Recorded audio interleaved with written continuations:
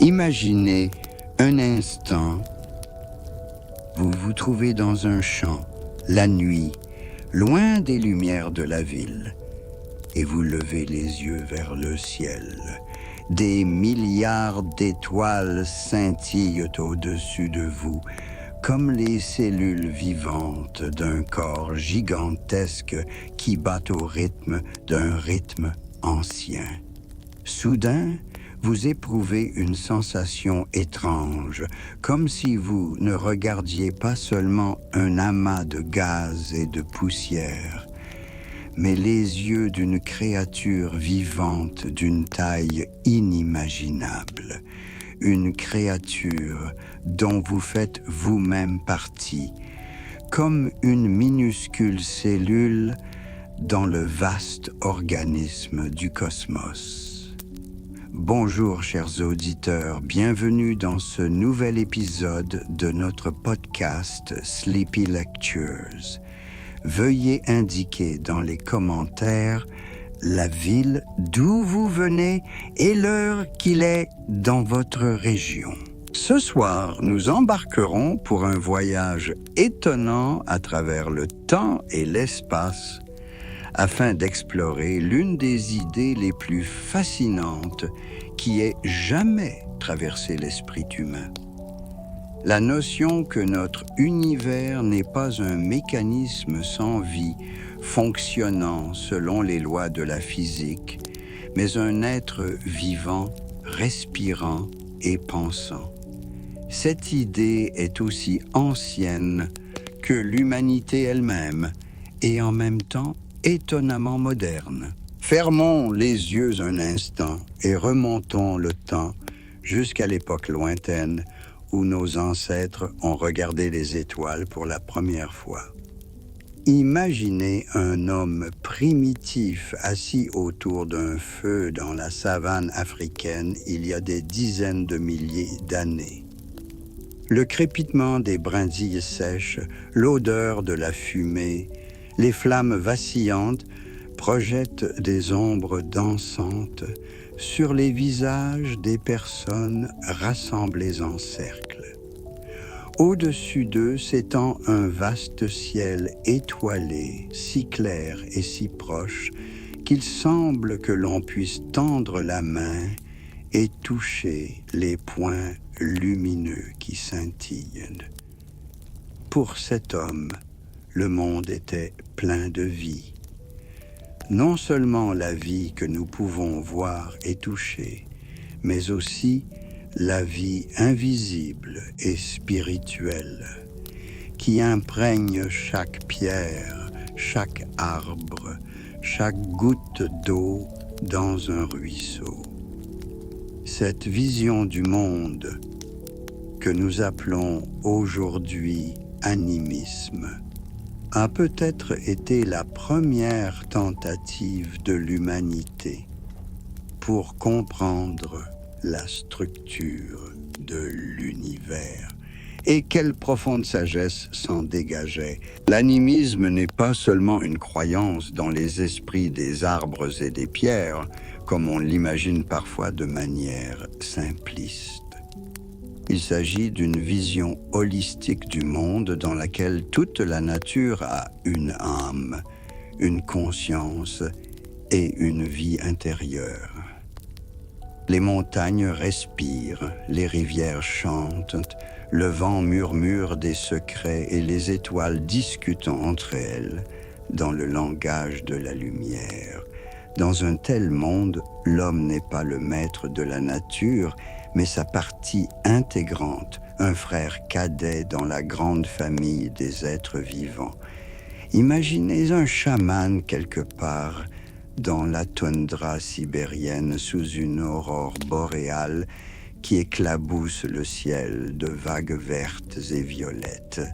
Il le sait, ces couleurs chatoyantes ne sont pas seulement un phénomène physique, mais le souffle du ciel lui-même, ses émotions, ses pensées rendues visibles.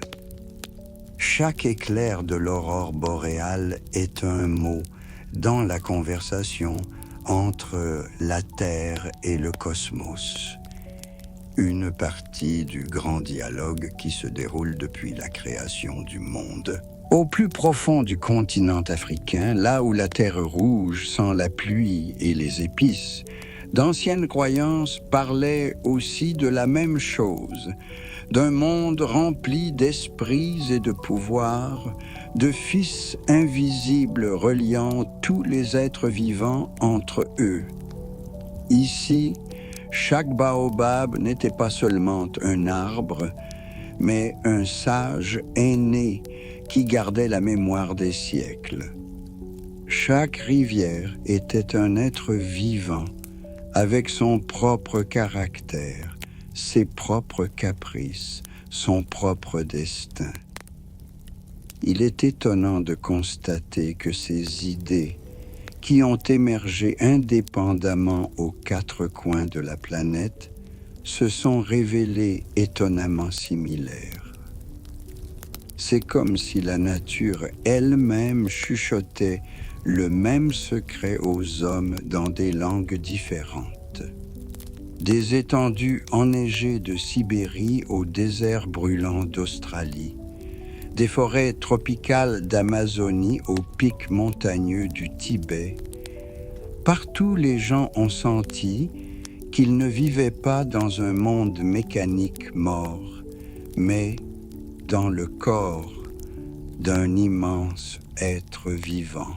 Les peuples indigènes d'Australie, dont la culture remonte à des dizaines de milliers d'années, racontent le temps du rêve, une époque où les esprits ancestraux parcouraient la terre, créant des paysages, des rivières, des montagnes et des collines.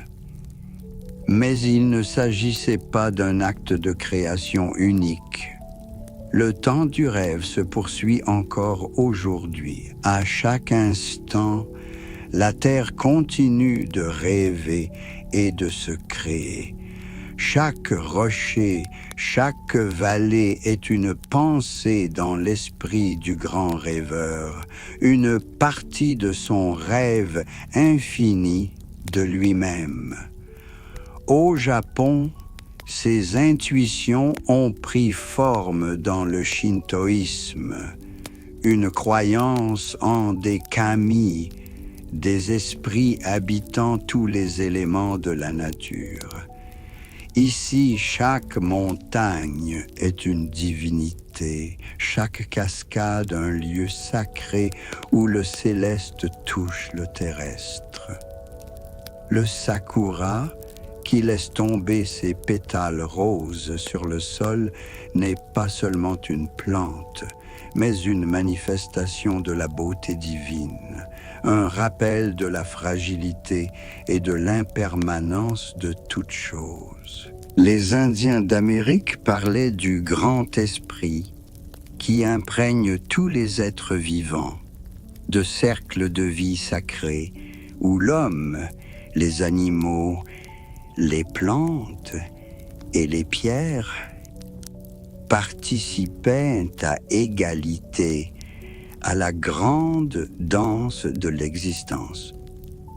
Leurs roues de médecine, des cercles de pierres disposés sur le sol, n'étaient pas seulement des calendriers ou des instruments astronomiques, mais des symboles de l'unité de tous les êtres vivants, des reflets de l'harmonie cosmique sur Terre. Mais même lorsque l'humanité a commencé à développer des systèmes religieux et philosophiques plus complexes, cette ancienne intuition de la nature vivante du monde n'a pas disparu. Elle s'est transformée, s'est enrichie de nouvelles significations, mais son essence est restée la même. La compréhension que nous ne vivons pas dans un cosmos mécanique et froid, mais dans le corps d'un être vivant d'une taille inimaginable.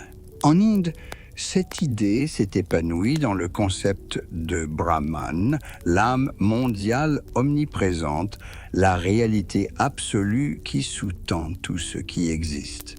Les Upanishads, les anciens textes sacrés, disaient « Tat Tvam Asi » c'est toi. Cela signifie que l'âme individuelle et l'âme mondiale sont une seule et même chose, que la goutte n'est pas séparée de l'océan, mais qu'elle est l'océan lui-même, en miniature.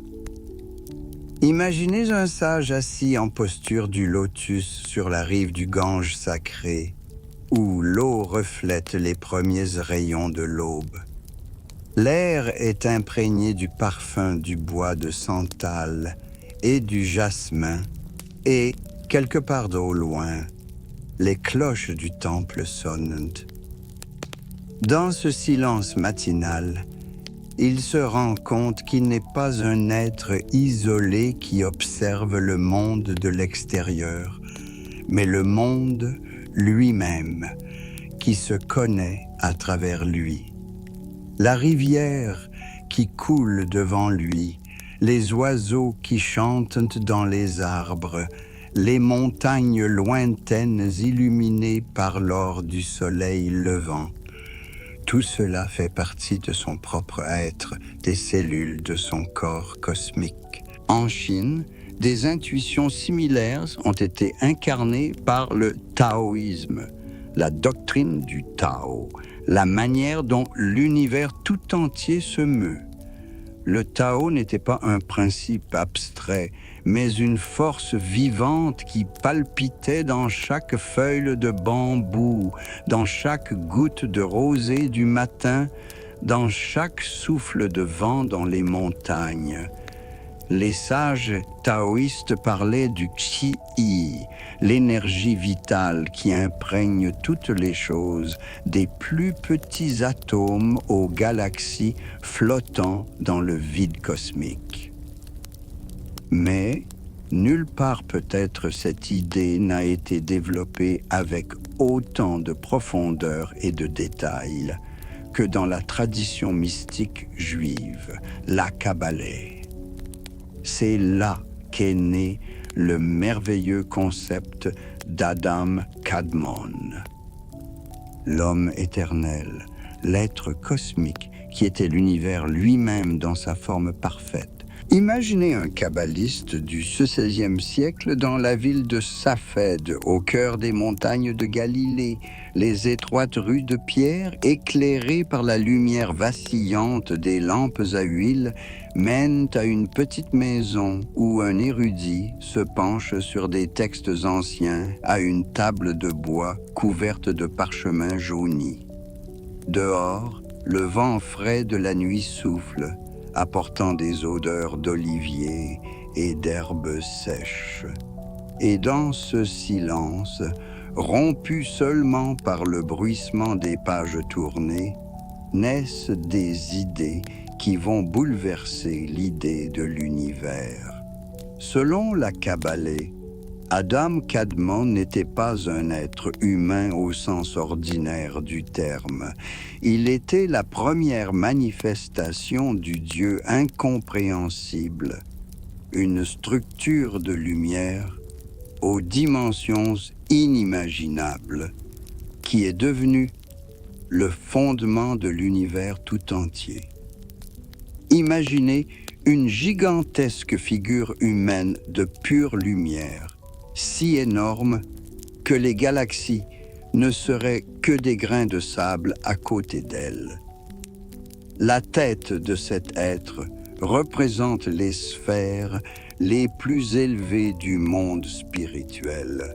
Les mains sont les forces qui façonnent la réalité. Le cœur est la source d'amour et de compassion qui imprègne l'univers tout entier. Mais le plus étonnant dans ce concept, c'est que chaque être humain ordinaire était considéré comme un microcosme de ce macrocosme.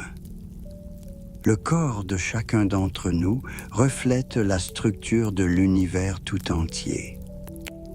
La tête correspond au monde supérieur de la sagesse et de la compréhension, le cœur au domaine de la beauté et de la compassion, les bras et les jambes aux forces qui incarnent les énergies spirituelles dans le monde physique.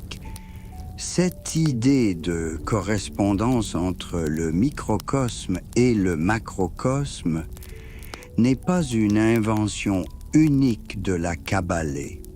On la retrouve dans une grande variété de cultures et de traditions, comme si l'humanité était parvenue indépendamment à la même intuition.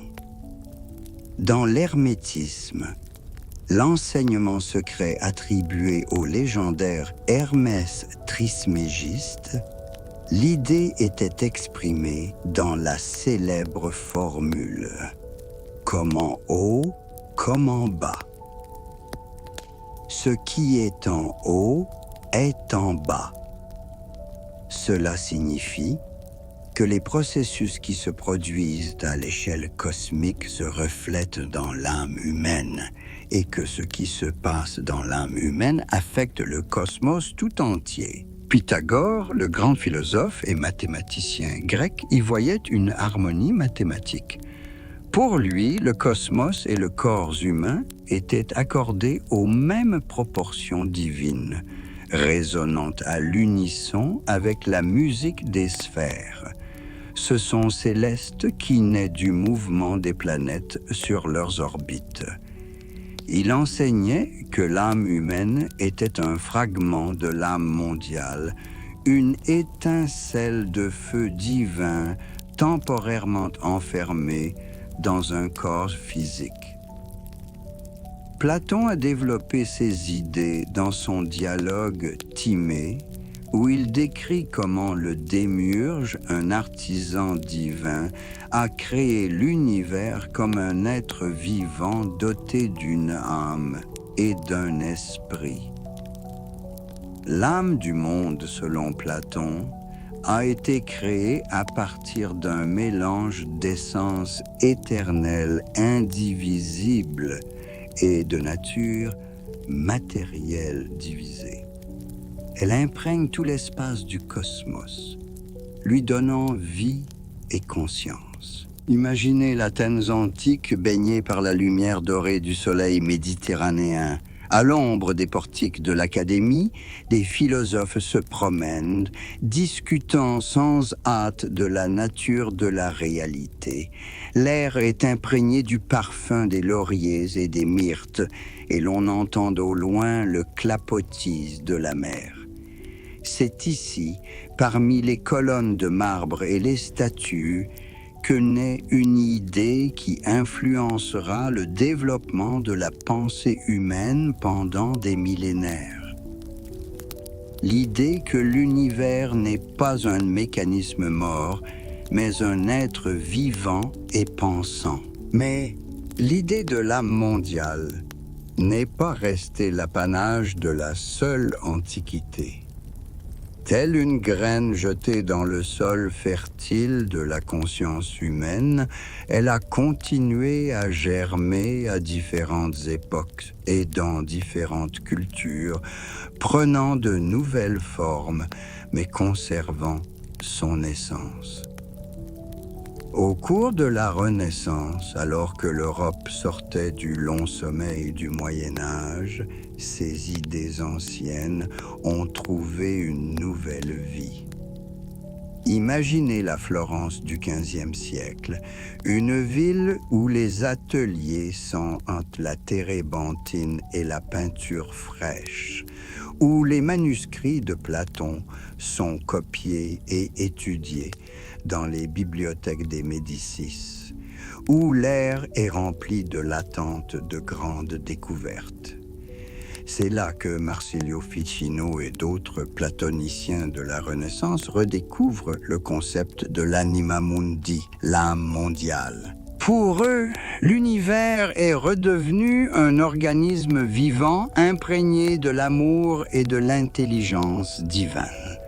Ils voyaient dans les mouvements célestes non pas de simples processus mécaniques, mais des manifestations de la symphonie cosmique, dans laquelle chaque planète joue son rôle dans le grand orchestre de l'univers. La musique des sphères de Pythagore prend une nouvelle résonance dans leurs traités et leurs poèmes.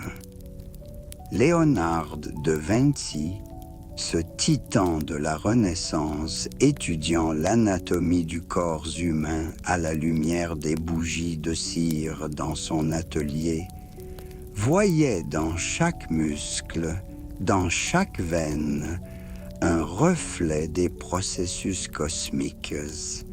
Son célèbre dessin de l'homme de Vitruve n'est pas seulement une image de proportion idéale, mais un symbole de l'unité du microcosme et du macrocosme, de l'homme comme reflet de l'univers tout entier. Au fil du temps, cette ancienne intuition a continué à se transformer.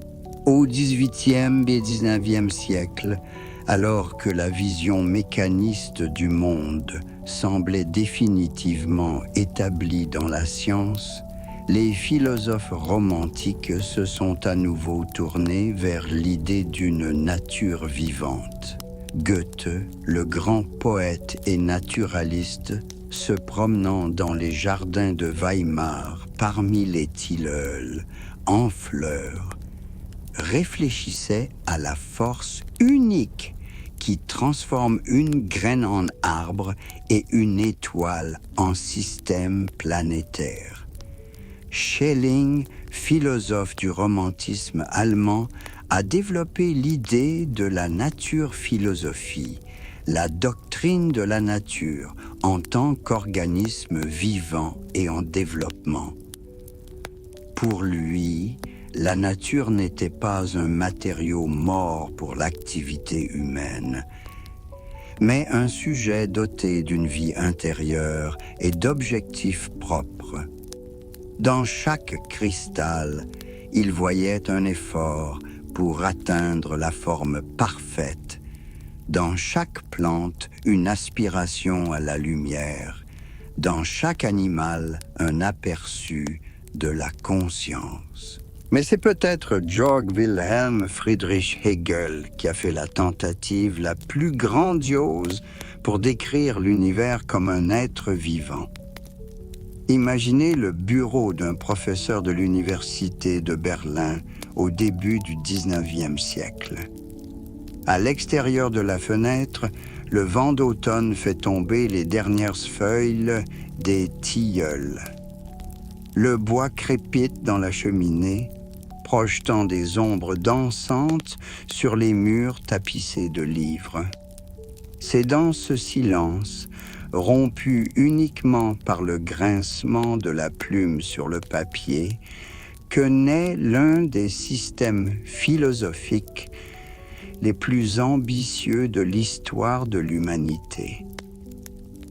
Pour Hegel, toute réalité est une manifestation de l'esprit absolu, la conscience cosmique, qui se manifeste à travers le développement de la nature et de l'histoire.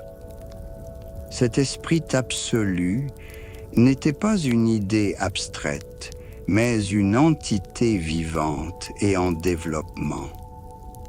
Chaque fleur qui s'épanouit au printemps, chaque étoile qui naît dans les nébuleuses galactiques, chaque pensée humaine. Tout cela était des moments d'autodécouverte de l'esprit absolu. L'histoire de l'humanité, selon Hegel, n'est pas une série d'événements aléatoires, mais un déploiement logique de la conscience cosmique. Chaque époque, chaque esprit national, grec, romain, germanique, représentaient un certain stade de l'autoconnaissance de l'esprit absolu. Les guerres et les révolutions, l'essor et le déclin des civilisations, tout cela était la vie intérieure de l'univers, sa façon de se penser. Mais tandis que les philosophes européens créaient des systèmes métaphysiques complexes dans d'autres parties du monde, les idées anciennes sur un univers vivant persistaient sous une forme plus immédiate et mythologique. Les mythes cosmogoniques, qui racontent comment le monde est né, représentaient presque toujours l'univers comme un être vivant ou comme né d'un être vivant. L'un des symboles mythologiques les plus universels est l'œuf du monde. Imaginez le vide absolu, l'obscurité avant le début des temps. Et voici que dans ces ténèbres apparaît un œuf gigantesque, contenant toutes les puissances du monde futur. Dans la tradition indienne, il s'agit de l'Hiranyagarbha, le germe d'or d'où naît Brahma, le créateur de l'univers. Dans les mystères orphiques de la Grèce antique, Phanète, le premier dieu qui a apporté la lumière au monde, éclot d'un œuf d'argent. Dans la mythologie finlandaise, un canard nageant dans les eaux primordiales pond un œuf d'où naît l'univers tout entier. Imaginez ces eaux froides du nord, sombres et calmes, où il n'y a encore ni ciel ni terre. Et puis un canard, le seul être vivant au monde, apparaît à la surface de ces eaux. Il pond un œuf, et lorsqu'il se casse, sa coquille devient la voûte céleste, le blanc devient les nuages, le jaune devient le soleil. Dans la mythologie chinoise, Pangu, le premier homme géant, naît d'un œuf cosmique. Pendant 18 000 ans, il grandit à l'intérieur de l'œuf et, lorsqu'il éclot enfin, il découvre que le ciel et la terre sont toujours fusionnés. Il prend alors une hache et commence à les séparer, élevant chaque jour le ciel de plus en plus haut. Lorsque sa mission est terminée et que le ciel est séparé de la terre, il meurt et son corps devient l'univers lui-même. Son souffle se transforme en vent et en nuage, sa voix en tonnerre, son œil gauche en soleil, son œil droit en lune, ses cheveux et sa barbe en étoiles. Ces mythes présentent des similitudes frappantes, bien qu'ils soient issus de cultures complètement différentes, séparées par des milliers de kilomètres et des siècles. C'est comme si l'humanité avait intuitivement compris quelque chose de fondamental sur la nature de la réalité, à savoir que le monde n'est pas né à la suite d'un processus mécanique, mais qu'il est né comme naît un être vivant. Dans la mythologie scandinave, le monde est créé à partir du corps du géant Ymir, qui a été tué. Sa chair devient la terre, son sang les mers et les rivières, ses eaux les montagnes et son crâne la voûte céleste. Les anciens textes indiens décrivent le sacrifice de l'homme cosmique Purusha, dont les parties du corps créent le monde entier. Les brahmanes naissent de sa bouche, les kshatriyas de ses mains, les vaishyas de ses hanches, les shudras de ses pieds. Même dans la tradition spirituelle russe, on trouve des images similaires. Dans le livre des Colombes, un ancien verset spirituel, le monde est créé à partir du corps d'Adam.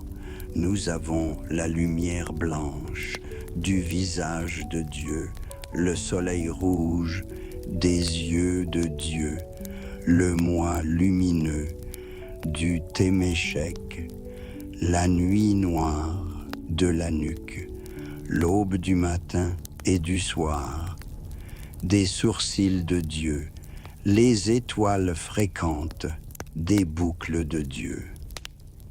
Tous ces mythes sont unis par une intuition commune.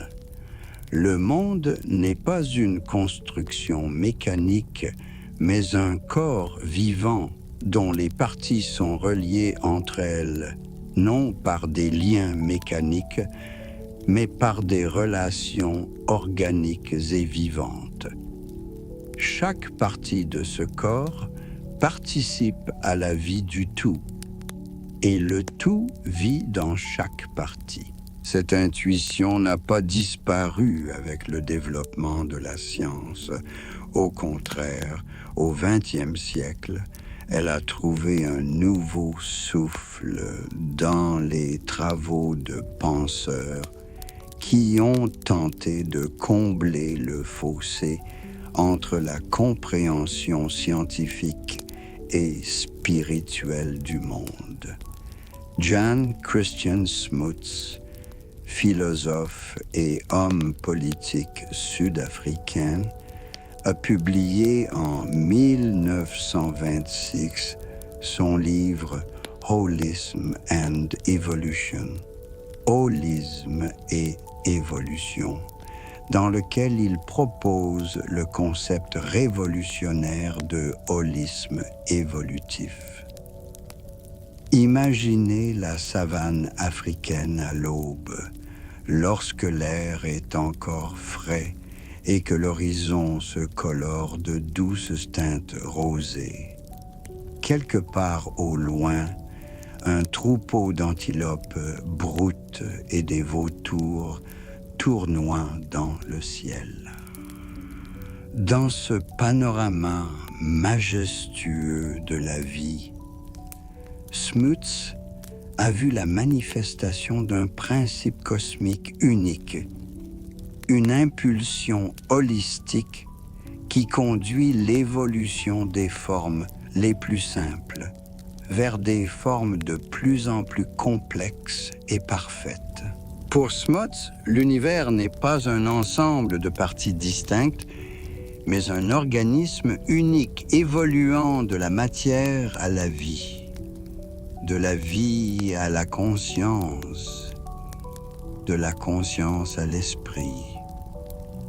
Chaque atome, chaque cellule, chaque être vivant possède son propre champ, une sphère d'influence invisible qui le relie au monde qui l'entoure. Ces champs s'interpénètrent et interagissent, créant un tissu unifié de la réalité. Selon Smuts, la matière n'est pas une substance morte, mais une énergie structurelle concentrée. L'énergie, quant à elle, est une force organisatrice omniprésente qui participe à la création et au maintien de l'intégrité. Elle relie la nature animée et inanimée au sein d'un champ d'existence unifié. Dans ce système, l'esprit humain apparaissait comme la forme la plus élevée du holisme, la capacité de l'univers à se connaître lui-même. Grâce à la conscience humaine, le cosmos avait la possibilité de se regarder de l'extérieur, d'apprécier sa beauté, de comprendre ses lois. Nous n'étions pas des observateurs occasionnels du spectacle cosmique, mais des instruments de la connaissance de soi, de l'univers. Smuts critiquait la vision mécaniste du monde qui présentait le tout comme une simple somme de parties. Pour lui, le tout est toujours plus grand que la somme de ses parties. Il possède de nouvelles qualités que les éléments individuels n'ont pas. Un orchestre symphonique crée une musique qualitativement différente du simple ensemble des sons émis par les instruments individuels. Un organisme vivant manifeste les propriétés de la vie que les éléments chimiques qui le composent n'ont pas. Selon Smuts, l'évolution est passée par plusieurs stades d'intégrité croissante. Tout d'abord, les particules physiques et chimiques ont été réunies en structures inanimées. Cristaux, minéraux, planètes. Ensuite, la vie est apparue avec sa synthèse fonctionnelle, la capacité de se maintenir, de croître, de se reproduire. Ensuite, le système nerveux et l'activité nerveuse supérieure des animaux se sont développés. Enfin, la conscience humaine, avec sa capacité d'autogestion et de créativité, est apparue. Mais l'évolution ne s'est pas arrêtée à l'homme. Les étapes suivantes devaient être une société consciente, une administration étatique centralisée et enfin les idéaux les plus élevés de la vision du monde et les valeurs absolues. Ces idéaux ont agi comme des facteurs créatifs dans la création d'un nouveau monde spirituel et d'un nouvel ordre mondial. Au XXe siècle, l'idée d'un univers vivant a été développée dans les travaux de nombreux penseurs. Le philosophe russe Nikolai Sorokin, dans son ouvrage intitulé « La poupée Matryoshka de l'univers en images et en ressemblances », a suggéré que nous vivons à l'intérieur d'un immense homme, un être cosmique pour qui les galaxies sont des cellules et les systèmes stellaires des molécules. Imaginez cette perspective vertigineuse. Ce que nous percevons comme le vaste cosmos avec ses milliards de galaxies est en fait l'intérieur d'un être vivant géant. Nous sommes comme des microbes vivant dans le corps humain, ignorant l'existence du corps dans son ensemble. Pour eux, les cellules du foie ou des poumons semblent être des mondes séparés et les vaisseaux sanguins des autoroutes interstellaires. Le mystique et philosophe danois Martinus Thomsen a développé des idées similaires dans son ouvrage en plusieurs volumes intitulés « Le Troisième Testament ». Pour lui, l'univers était un être vivant éternel, illimité et complet, composé d'êtres vivants à l'intérieur d'êtres vivants, comme des poupées Matryoshka. Pour lui, Dieu n'était pas une personne distincte, mais l'univers dans son intégralité, y compris les principes masculins et féminins, et la conscience en tant que force directrice de l'évolution. Ces idées audacieuses du XXe siècle n'étaient pas de simples spéculations philosophiques. Elle reflétait une intuition profonde selon laquelle la compréhension mécaniste du monde, qui avait dominé la science au cours des siècles précédents, pouvait passer à côté de quelque chose de fondamentalement important sur la nature de la réalité.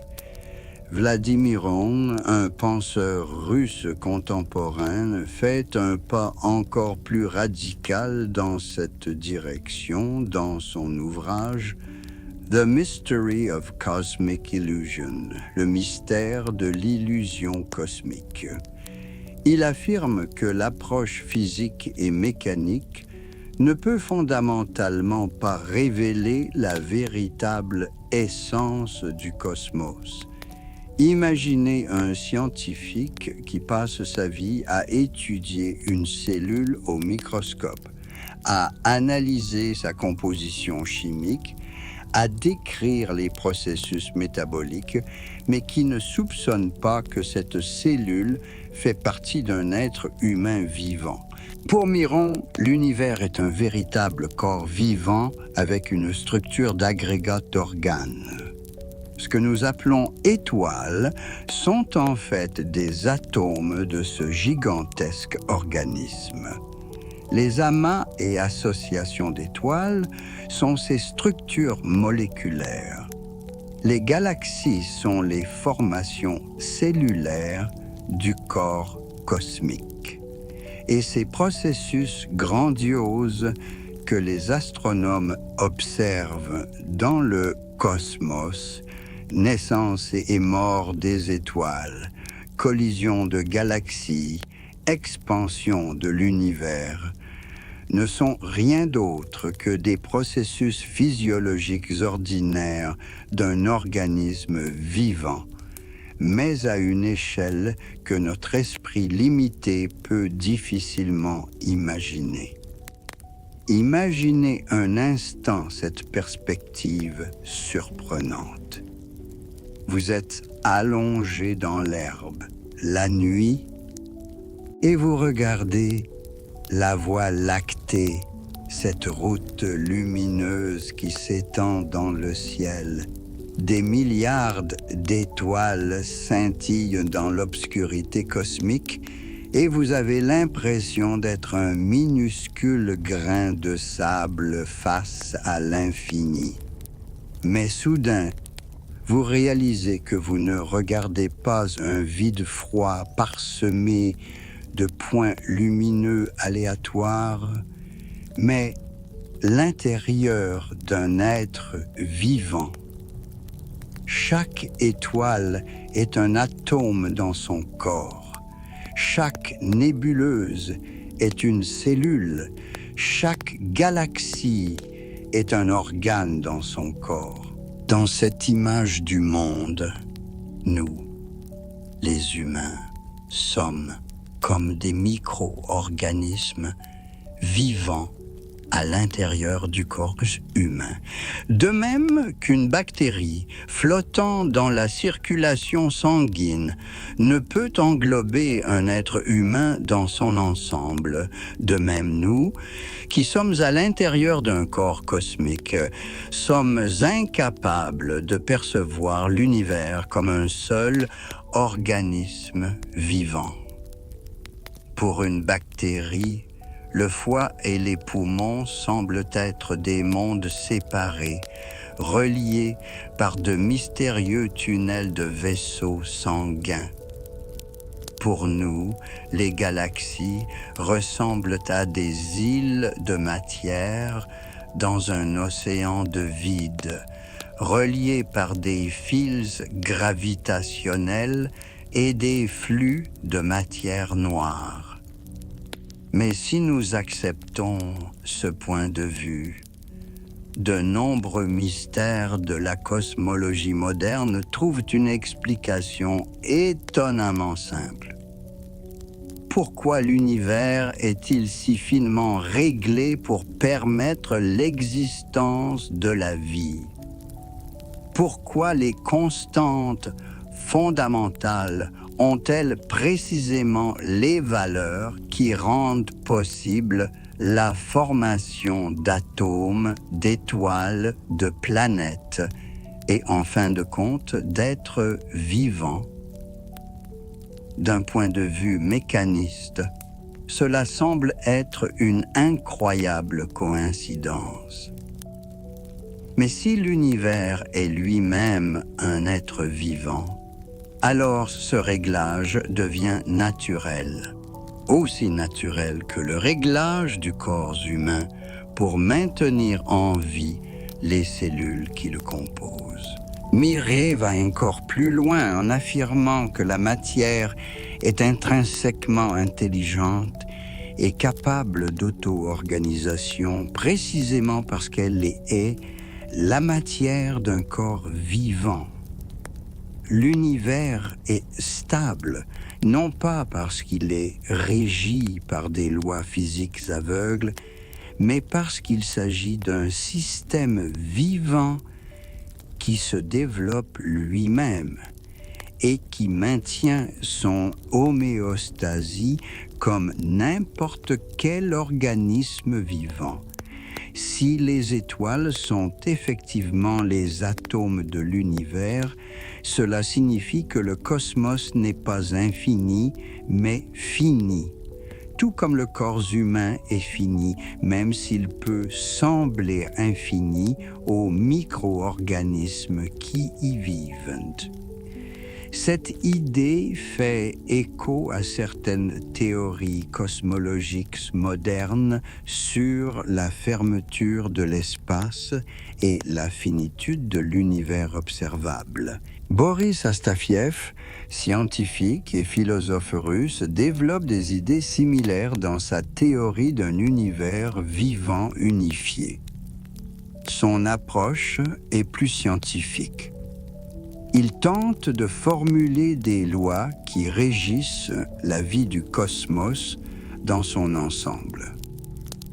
Au cœur de sa théorie se trouve la loi de Marseès, un système d'équilibre asymétrique à plusieurs niveaux qui se développe de lui-même. Imaginez un institut de recherche quelque part dans la banlieue de Moscou, ou un petit bâtiment avec des laboratoires et niché au milieu des pins et des bouleaux. C'est la fin de la soirée, la lumière est allumée aux fenêtres et, dans l'une des salles de classe, un scientifique est penché sur des formules, essayant de décrire mathématiquement ce que les anciens sages avaient compris intuitivement, la nature vivante du cosmos. Le bruissement des pages, le tic-tac d'une horloge sur le mur, le bruit lointain de la forêt nocturne derrière la fenêtre. Et dans ce silence naît une nouvelle compréhension de l'évolution en tant que processus cosmique unique. Astafiev propose les lois de la création de la vie, qui nous permettent de déchiffrer les spirales évolutives et les cadres temporels des phénomènes naturels. Sa théorie exclut le concept du Big Bang en tant qu'événement unique et le remplace par l'idée du développement cyclique de l'univers vivant. Selon lui, la vie n'est pas un phénomène aléatoire apparu sur l'une des planètes, mais une propriété fondamentale de la matière qui se manifeste à tous les niveaux d'organisation, des particules élémentaires aux amas de galaxies. Ces concepts modernes d'un univers vivant nous obligent à jeter un regard neuf sur l'une des questions les plus débattues de la cosmologie moderne, à savoir l'argument de l'ajustement fin. Les partisans de cet argument affirment que les constantes fondamentales de notre univers, la force gravitationnelle, la masse du proton, la constante de structure fine et bien d'autres, sont réglés avec une précision si incroyable que le moindre changement rendrait impossible l'existence d'atomes, d'étoiles, de planètes et de la vie. La probabilité qu'un accord aussi précis se produise par hasard semble négligeable. Imaginez que vous entriez dans une immense pièce où se trouve un piano à queue et que vous constatiez que toutes ces cordes sont accordées en parfaite harmonie, capables de produire la plus belle des musiques. Quelle est la probabilité que cela soit le fruit du hasard? N'est-il pas plus logique de supposer que le piano a été accordé par un artisan qualifié? Mais les détracteurs de l'argument du réglage fin soulignent plusieurs problèmes importants liés à ce raisonnement. Tout d'abord, nous ne savons pas si ces constantes auraient pu être différentes. Peut-être doivent-elles nécessairement avoir exactement les valeurs qu'elles ont, en vertu de lois plus profondes que nous ne connaissons pas encore. Deuxièmement, le principe dit anthropique a fonctionné.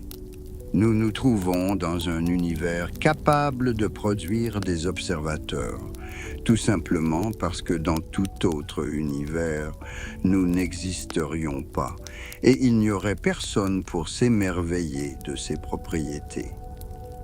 C'est comme la surprise d'une flaque d'eau devant le fait que le trou dans lequel elle se trouve épouse parfaitement sa forme.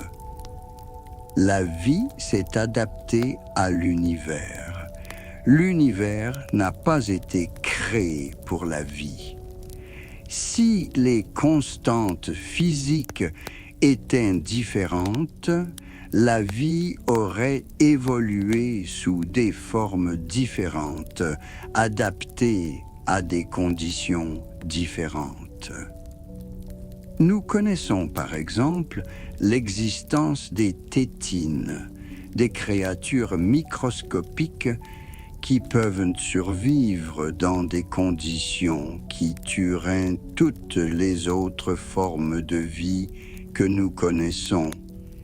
Elles peuvent survivre à des températures proches du zéro absolu, à d'énormes doses de radiation, au vide de l'espace extra-atmosphérique. Qui sait quelle forme de vie aurait pu naître dans un univers aux lois physiques différentes? En outre, l'argument du réglage fin souffre d'anthropocentrisme. Il ne prend en compte que les conditions favorables à notre propre forme de vie, basée sur le carbone, et ignore la possibilité d'autres formes d'organisation de la matière que nous pourrions qualifier de vivante. L'univers dans son ensemble ne semble pas du tout adapté à l'humanité. La majeure partie du cosmos est un vide froid, mortel pour toutes les formes de vie que nous connaissons. Mais l'objection la plus intéressante à l'argument du réglage fin est sans doute le fait qu'un créateur omnipotent n'aurait pas du tout besoin de réglage fin. Un être omnipotent n'est limité par aucune règle ou paramètre. Il aurait pu créer un univers à partir de n'importe quel matériau et avec n'importe quelle loi, comme le disent certains philosophes en plaisantant. Dieu pourrait créer l'univers à partir de fromage et nous vivrions parfaitement dans une réalité de fromage. Il est également illogique de supposer qu'un créateur intelligent aurait créé des milliards de galaxies pour que la vie apparaisse sur une minuscule planète dans l'une d'entre elles. Il s'agirait d'une utilisation extrêmement inefficace des ressources, même selon les normes humaines, et encore moins selon les normes divines.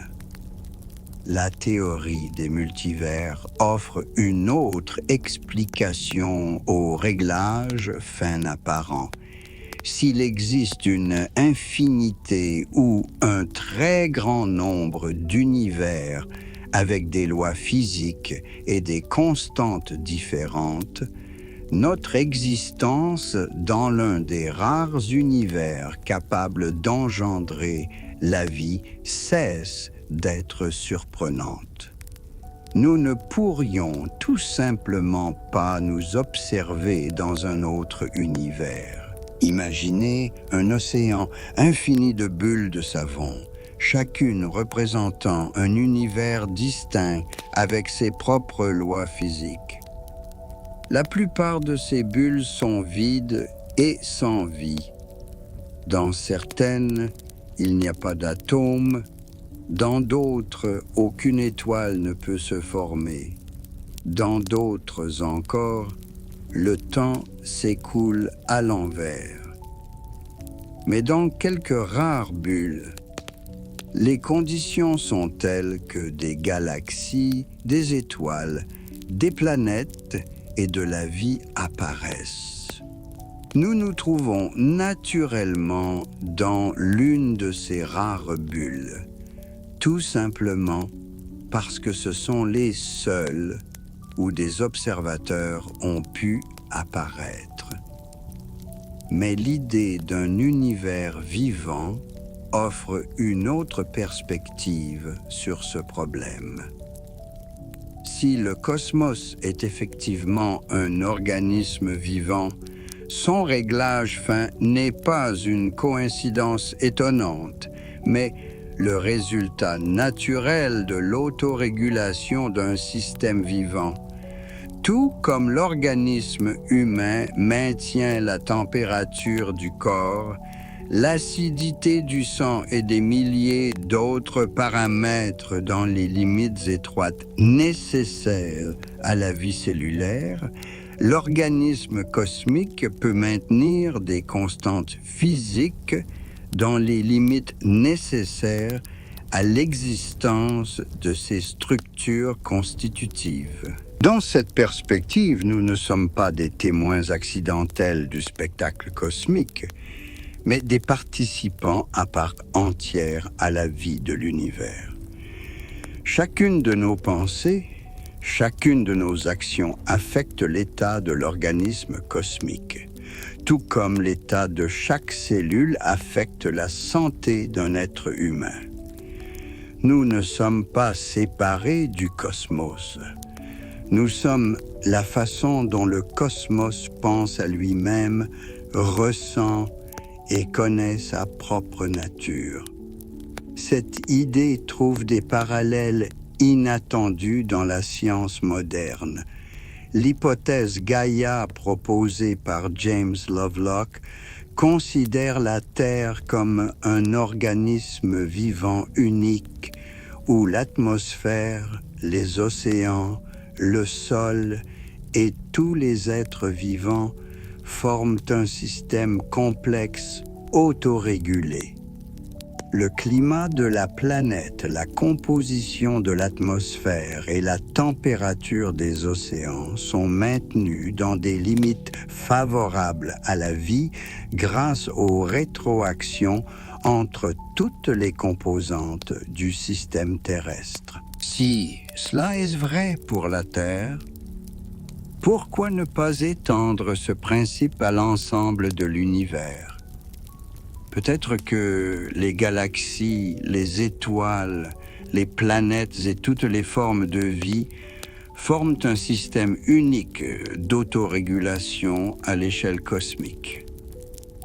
La matière noire et l'énergie noire, qui constituent la majeure partie de l'univers, mais restent un mystère pour la science moderne, pourraient s'avérer être des analogues du système nerveux ou des vaisseaux sanguins d'un organisme cosmique. L'idée que l'univers est un être vivant n'a pas seulement une profonde beauté poétique, mais aussi d'importantes implications pratiques pour notre compréhension de la place de l'homme dans le monde. Si nous sommes effectivement des cellules dans le corps d'un organisme cosmique, alors notre relation avec le monde qui nous entoure prend une toute autre signification. La crise écologique actuelle pourrait être le reflet de la maladie de l'organisme terrestre causée par les activités de l'une de ses espèces, l'esprit humain.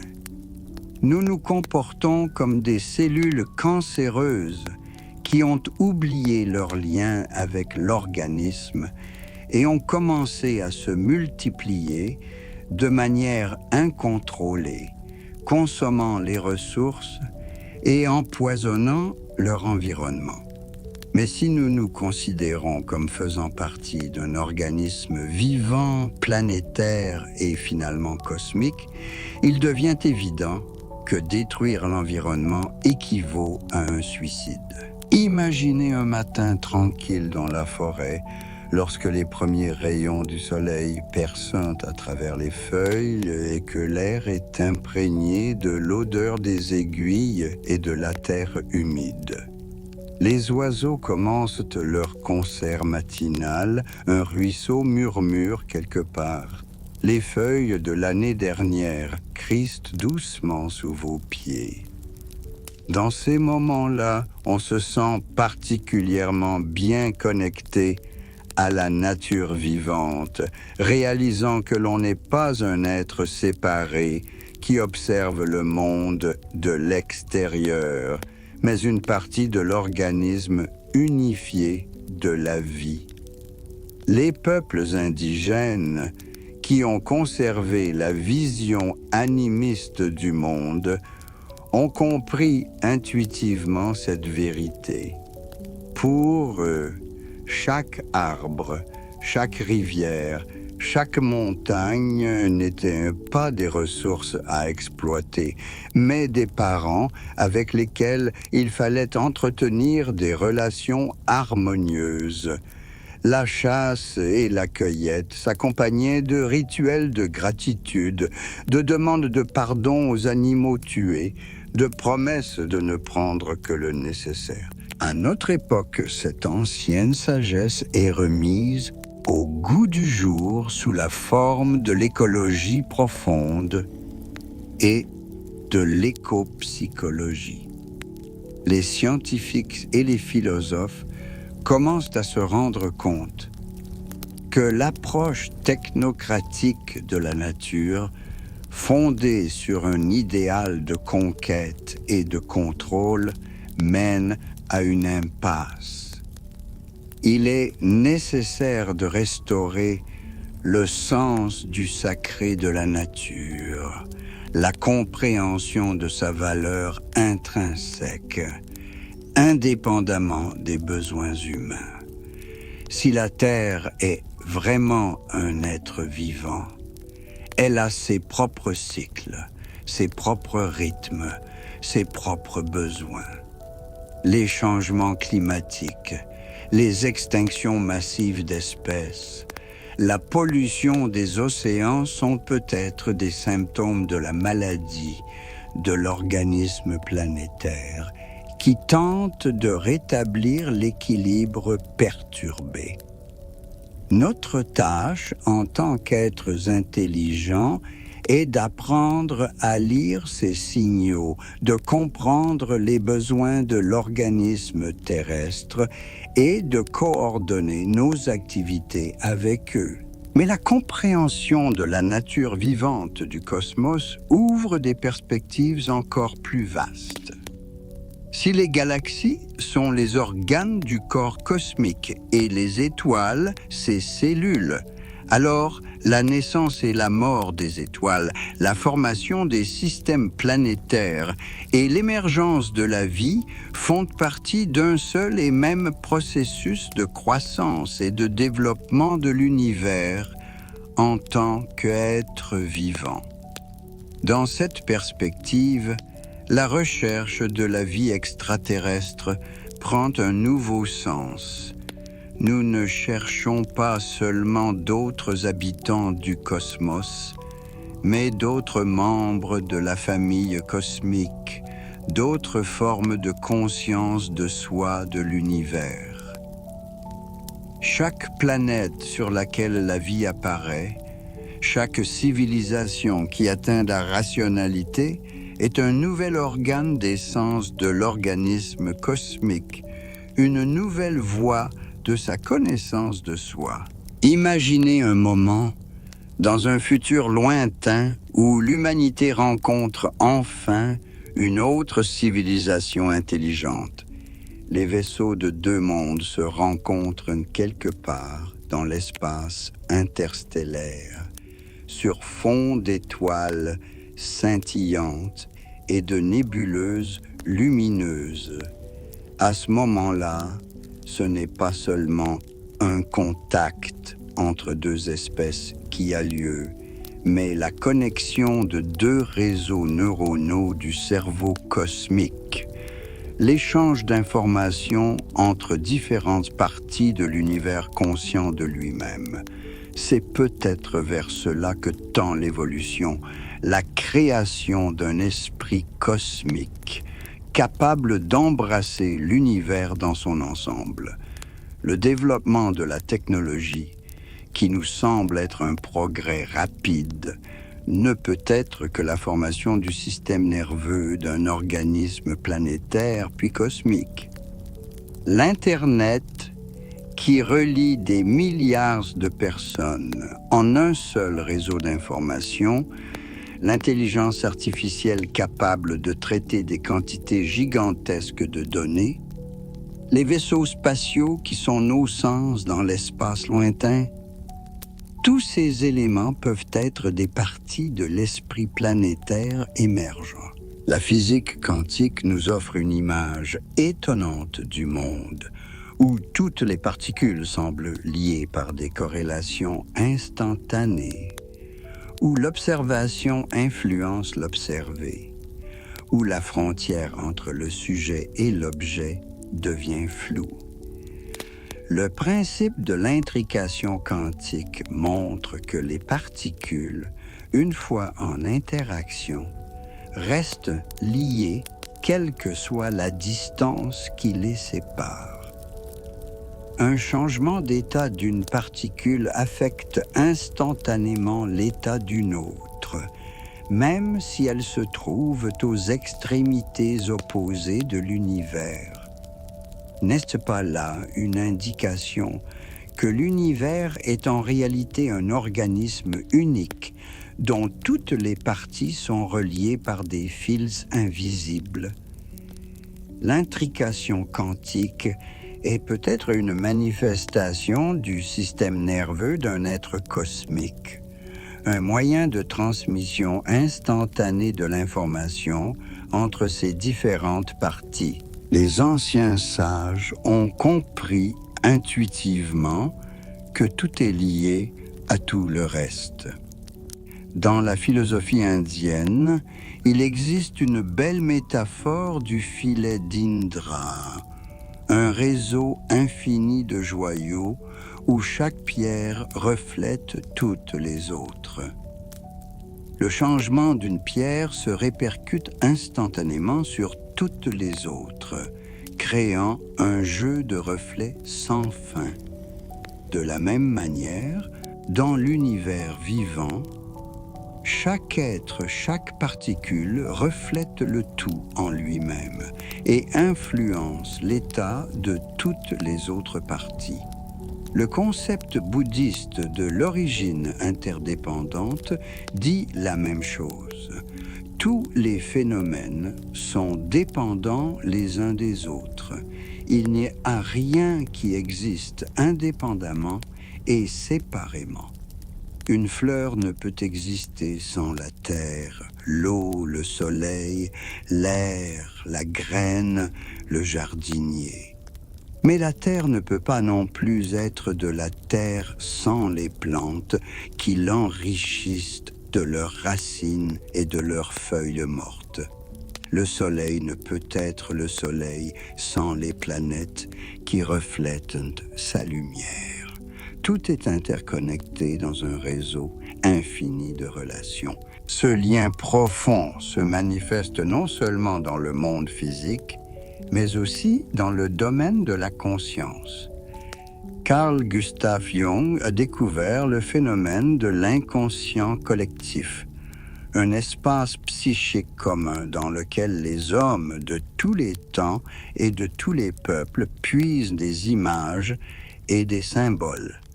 Les archétypes, structures psychiques universelles qui se manifestent dans les mythes, les contes de fées et les rêves, indiquent l'existence d'un champ de conscience unifié dont les esprits individuels font partie.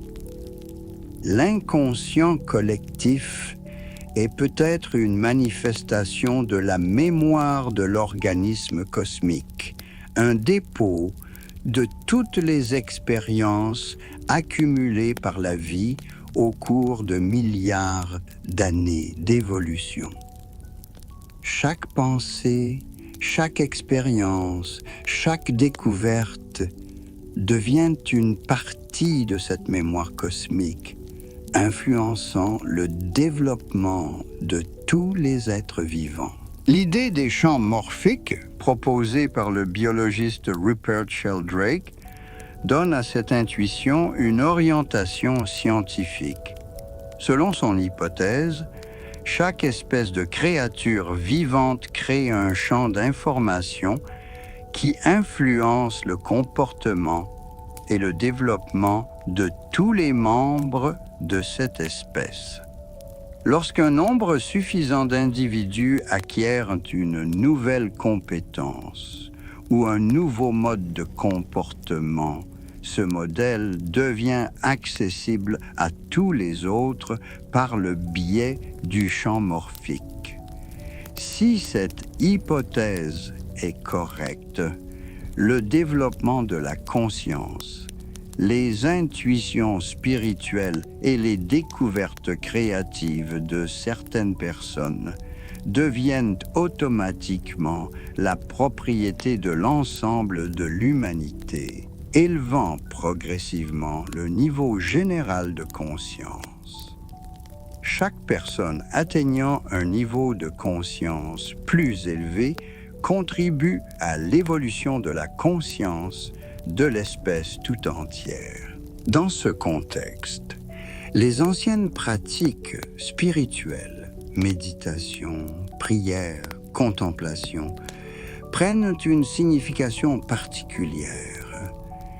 Elles peuvent être non seulement des exercices individuels de développement personnel, mais aussi des moyens d'entrer en contact avec les niveaux les plus fins de l'organisme cosmique, des méthodes de reconnexion avec l'univers vivant. Imaginez une personne assise en méditation au sommet d'une montagne à l'aube. L'air est clair et pur. L'horizon est coloré de tons roses et dorés, et une mer de nuages s'étend en contrebas. Dans ce silence, rompu uniquement par le souffle du vent, les frontières entre l'intérieur et l'extérieur commencent à se dissoudre.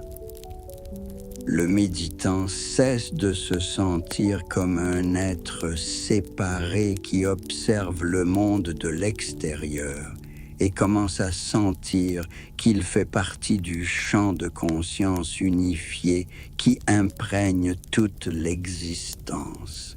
C'est peut-être dans ces moments-là que l'homme est le plus proche d'une véritable compréhension de sa nature et de sa place dans le cosmos. Il cesse d'être le produit aléatoire de forces évolutionnistes aveugles et se réalise comme un moyen d'autodécouverte de l'univers, comme un instrument par lequel le cosmos s'étudie et apprend à se connaître. Cette perspective change radicalement le sens de la vie humaine. Nous ne vivons pas pour accumuler autant de richesses matérielles ou de plaisirs que possible, mais pour contribuer à la croissance de la conscience, à l'évolution de l'esprit, au développement de la capacité du cosmos à se connaître et à se transformer. Chaque acte de créativité, chaque expression d'amour et de compassion, chaque effort pour comprendre la vérité contribue à ce grand processus.